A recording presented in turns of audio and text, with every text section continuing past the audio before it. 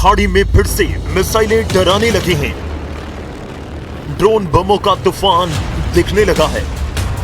फिर से धमकियां आने लगी हैं। फिर से हथियारों की टक्कर शुरू हो गई है, क्योंकि ट्रंप ने कह दिया है कि डील विद ईरान और फिनिश द जॉब।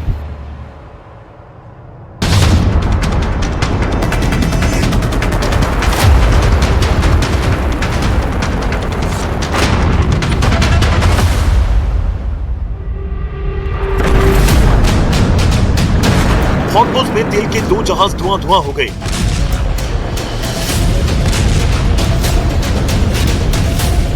अमेरिका ने आरोप लगाया कि हमला ईरान ने किया, जिसका बदला बराबर लिया जाएगा।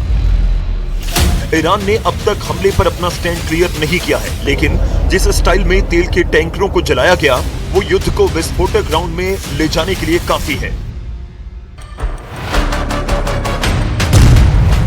हॉर्मुज़ स्ट्रेट में ओमान तट के करीब लिमाह में ब्रिटिश तेल कंपनियों के जहाज को बम धमाके से तबाह किया गया है। दूसरा हमला हॉर्मुज़ स्ट्रेट से गुजर रहे एक कतरी LNG टैंकर पर हुआ। अमेरिका ने ईरान पर इन हमलों के आरोप लगाए। इसके बाद गुस्से में ट्रंप ने वही धमकी दी, जिससे एटम बम के धमाके का सिग्नल मिल रहा है। ट्रंप ने ईरान से कहा कि डील करो, नहीं तो काम खत्म कर देंगे।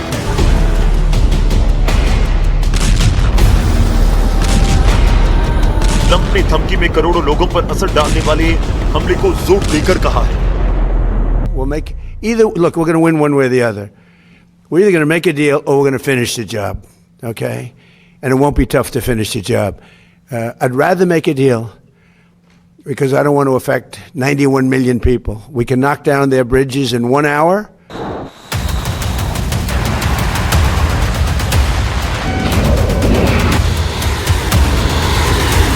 अमेरिका जब धमकी देता है तो ये मान लीजिए कि हमले की प्लानिंग हो चुकी है। हमला कहां होगा, कब होगा, ये तबाही के बाद ही पता लगेगा।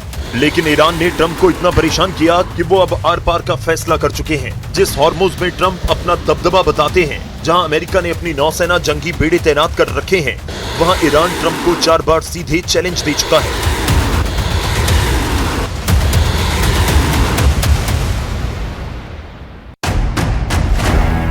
22 अप्रैल 2026 हॉर्मुज़ से तेल टैंकर गुजर रहे 2 जहाजों पर ड्रोन बम फटा। ट्रंप शांत रहे। 25 जून 2026 एक कार्गो जहाज पर ड्रोन विस्फोट हुआ। ट्रंप ने बदले में ईरान के मिसाइल लॉन्चर पैड को मिट्टी में मिला दिया। 27 जून 2026 तेल टैंकर पर प्रोजेक्टाइल फटा। ट्रंप ने इसे युद्ध समझौते का अंत कह दिया। तेल के 2 जहाजों को ओमान तट पर विस्फोट से उड़ाया गया। ट्रंप ने कहा, अब कोई माफी नहीं।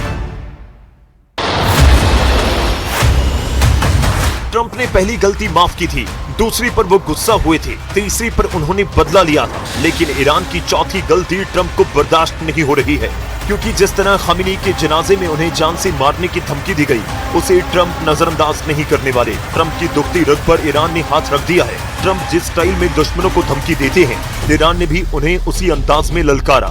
ईरान ने यहाँ तक कह दिया कि अगर ट्रंप ने धमकी देना बंद नहीं किया तो समझौता तो टूटेगा ही। अमेरिका को खाड़ी में कोई बचा नहीं पाएगा। ईरान के विदेश मंत्री ने साफ कहा कि हॉर्मुज़ में वही होगा जो ईरान चाहेगा। जिसने भी इस इलाके में दखलंदाजी की, उसे मुंहतोड़ जवाब दिया जाएगा। اجازه بده خاتمه جنگ در همون جا هم مستقر بشه و از مناطق اشغالی عقب نشینی صورت بگیره که این هم یکی از مفاد بند 1 یادداشت تفاهم هست. با رویکرد جدیدی که ایجاد شده امنیت منطقه مهم خلیج فارس باید مورد تجدید نظر قرار بگیرد توسط همه کشورهای منطقه و ما به یک چارچوب جدیدی که ईरान नए सिरे से युद्ध के लिए तैयार है। ईरान ने अपने वॉर कमांडरों को मैदान में उतार दिया है। अली खामेनी के जनाजे में ईरान के वो 3 कमांडर सामने आए जिनकी मौत की खबरें उड़ा दी गई थी। इसमें सबसे खूंखार लड़ाका और IRGC चीफ कमांडर अहमद वहीदी भी शामिल है।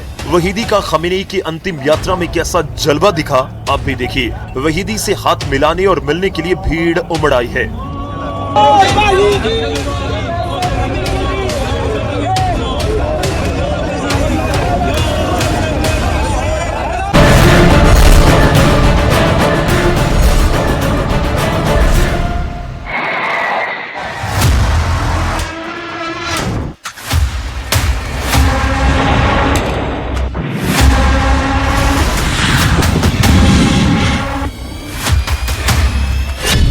कीव ने अपना बदला लेना शुरू कर दिया है। यूक्रेन ने एक ही रात में रूस के 8 सीक्रेट फ्यूल टैंकरों को जला दिया, एक छोटे जहाज और कार्गो शिप को उड़ा दिया।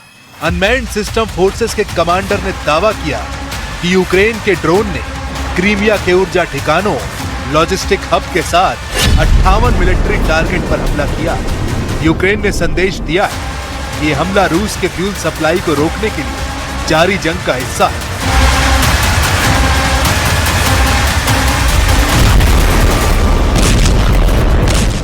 यूक्रेन का दावा है कि उसने रूस के साथ जंग की पूरी तस्वीर को बदल दिया है। कीव की सेना अब जमीन से ज्यादा एयर ऑपरेशंस कर रही है। ज़ेलेंस्की ने कहा कि वो रूस के हमलों का जवाब आसमान से देगा। ज़ेलेंस्की ने तो यहाँ तक दावा किया कि कीव की सेना ने मॉस्को ब्रिगेड को जमीन पर आगे बढ़ने से रोक दिया है और उनके ड्रोन अब समुद्र में रूस के ब्लैक सी फ्लीट को पीछे खदेड़ रहे हैं। मतलब अब मुकाबला इस बात का है कि आसमान पर कब्जा कौन करेगा।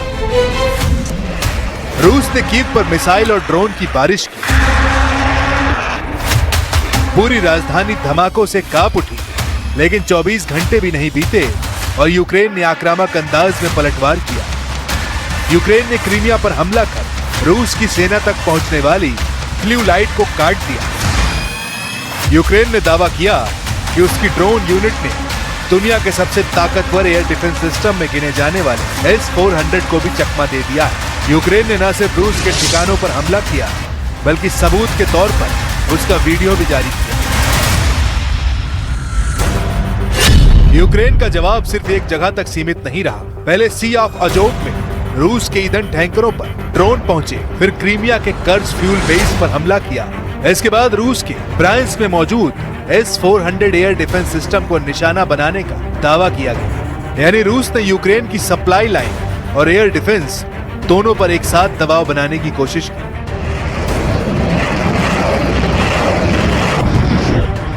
यानी रूस ने कीव पर मिसाइलें बरसाई तो यूक्रेन ने रूस की ईंधन सप्लाई और एयर डिफेंस नेटवर्क को निशाना बनाने की कोशिश की। मतलब बात साफ, ये युद्ध सिर्फ मोर्चे पर नहीं, अब एक दूसरे की मिलिट्री कैपेबिलिटी और सप्लाई चेन को खत्म करने की लड़ाई बन चुकी है। और अगर यही सिलसिला जारी रहा तो आने वाले दिनों में रूस और यूक्रेन एक दूसरे के और अहम मिलिट्री टारगेट इसी तरह निशाना बनाएंगे।